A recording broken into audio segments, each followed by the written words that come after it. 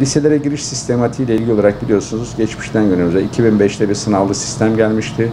2013-14'lerde sınavla ilgili olarak bir miktar değişikliklerle beraber 2-3 değişik evre geçirdikten sonra tüm okulları sınavlı olmaktan çıktı.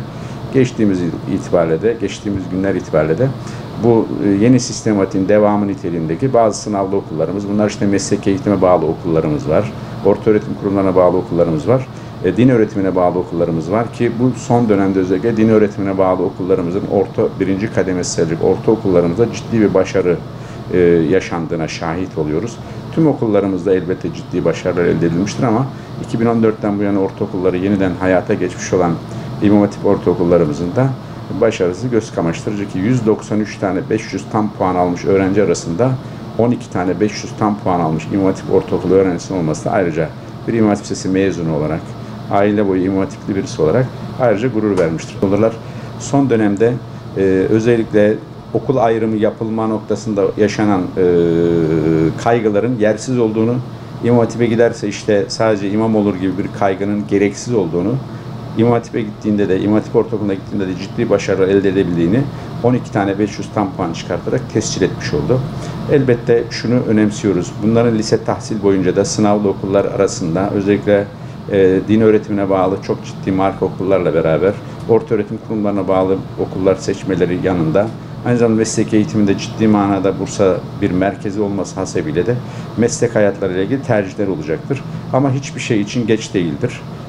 Bu noktada çocuklarımızı özellikle kaygıdan ve korkudan uzak tutarak çocuklarımızın hem dünyalık hem de ahiretlik hayatlarına katkı sağlayabilecek çift kanatlı kuş diye tabir ettiğimiz okullarda, din öğretimi okullarımızda tercih edilebilmesinin önünde hiçbir korkunun, hiçbir kaygının olmadığını somut olarak gösterdik ki önümüzdeki günlerde üniversite sınavları açıklandığında da göreceğiz ki ortaokulda gösterilen başarının aslında din öğretim okulları anlamında liselerden de mezun olunduğunda Türkiye derecesi yapan, ÖSYM'de Türkiye derecesi yapan çocuklarımıza da şahit olacağız.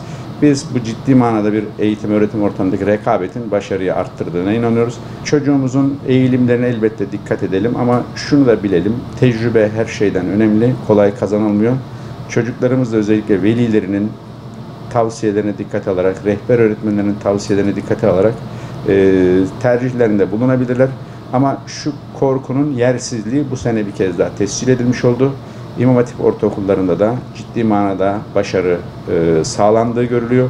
Normal ortaokullarımızdaki başarılar elbette vardı zaten.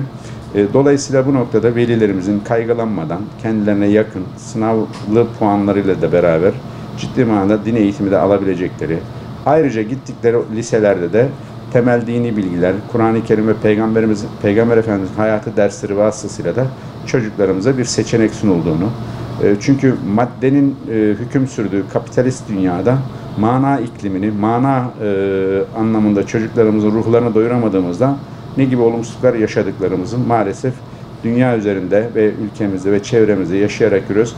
Bu bağlamda çocuklarımızın manevi iklimde de teneffüs edecekleri eğitim ortamları oluşturma anlamında çocuklarımızın dünyalık ve ahiretlik çalışmalarına katkı sunabileceğini düşünüyorum. Bu noktada velilerimiz, rehber öğretmenlerimiz ve çocuklarımız da tercihlerini dikkate alırlarsa memnun kalırız. Bütün okullarda olduğu gibi İmam Hatipler'de de aynı şekilde çocuklarımız hem maddeye bağlı derslerle ilgili hem manaya bağlı derslerle ilgili olarak da eğitim alabilmektedirler. Tüm okullarımızda da bu sağlanabilir. Biz bu noktada ayrıca bir İmam Hatipli olarak İmam Hatip ortaokullarının bu başarısından da iftihar ettiğimizi söyleyebiliriz. Diğer okullarımızda ettiğimiz gibi.